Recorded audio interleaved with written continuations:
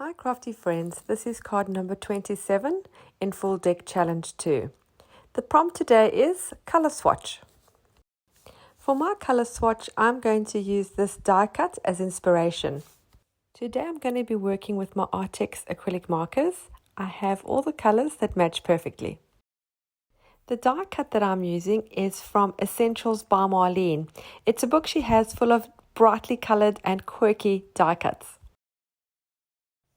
To start, I'm going to add 2 layers of the white tissue paper. The reason I'm adding 2 layers is because I want the background or the face of the card to be faded out quite a bit. Because it's the King of Diamonds, it's quite bright and I don't really want that shining through too much as it's going to clash with my color scheme. I'm adding the tissue paper with Mod Podge, but you can use gel medium or craft glue. Once it's nice and dry, I'm going to trim off the excess.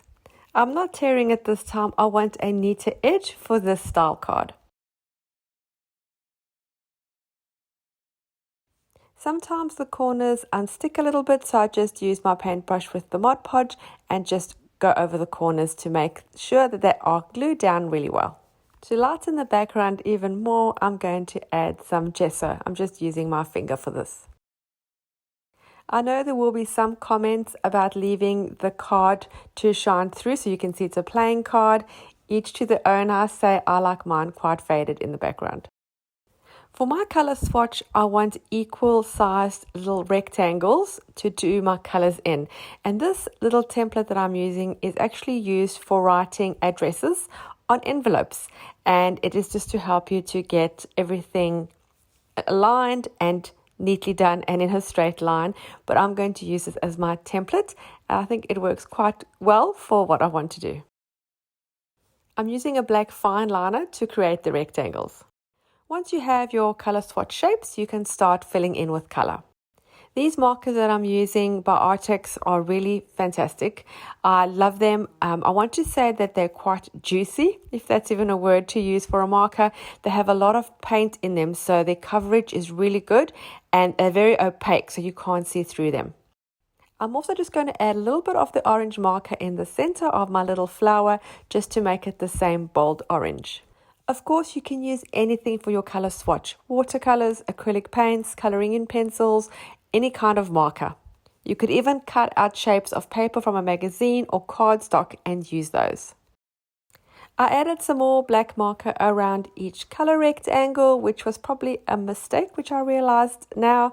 As I'm adding the gesso, it is smudging. So the black fine liner has not dried well. I don't think it's going to dry. So it's making a bit of a smudgy look with my edges of my color swatch. But let's not panic yet, we can fix this. So what I'm going to do, I'm going to add the gesso where I want in a thin layer. The reason I'm adding the gesso is because I don't want just blocks of color. I want it to be a little bit more fluid. This is the marker you should not use. It's never too late to join in the full deck challenge. This is deck number 2. I will put a playlist to the first deck and to the second deck so far in the description box below. If you're on Facebook, you can also join my group. Just search Full Deck Challenge Group. So now I'm adding a second layer of gesso after I dried the first layer of gesso, and that has helped to get rid of the blurry grey smudge that the black fine liner was causing. I'm happy with my background, so I'm going to add my colorful flower. I'm cutting it in half and putting half each on the card. I'm going to stick this down with Mod Podge. I would really love if you subscribed to my channel. I have lots of art journaling, junk journals, making ephemera, and of course this is home of the Full Deck Challenge. When you subscribe, also hit the little bell so you're notified every time I upload new content. I'm trimming off a little bit of the excess from the flowers. I also have these little hearts that are from the same die cut book, Essentials by Marlene, that I really want to use. I love their shape and I think they add a lovely touch. So I'm moving them around, trying to get them organized on my card. And then I realized that I want to change the colors a little bit so that they are a bit more blending in with my color scheme. So I'm going to use my markers again and color in the one in the turquoise. Now, because these markers are so thick and opaque, it covers the color really, really well. So I've got a turquoise one, and then I'm also going to make an orange one, which we will need to balance out the look.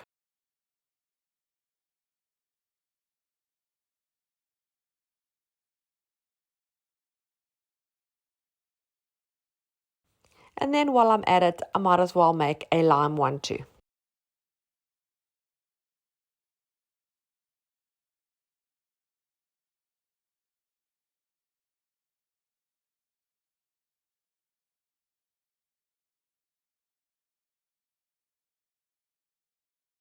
I'll balance them out on the card and then I'm just going to stick those down.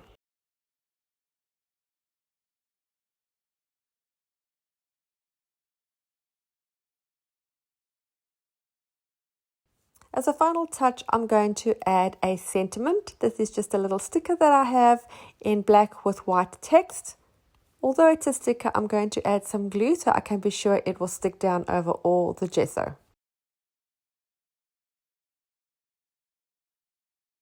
And yes, I'm bringing back that dreaded marker. I'm just going around the sentiment to give it more of a hand-drawn edge. I really hope you enjoyed this video and were inspired to create your own and to hopefully join in the full deck challenge. Thank you so much for taking the time to watch my video. I hope you enjoyed it. Don't forget to subscribe and I'll see you again soon. Bye.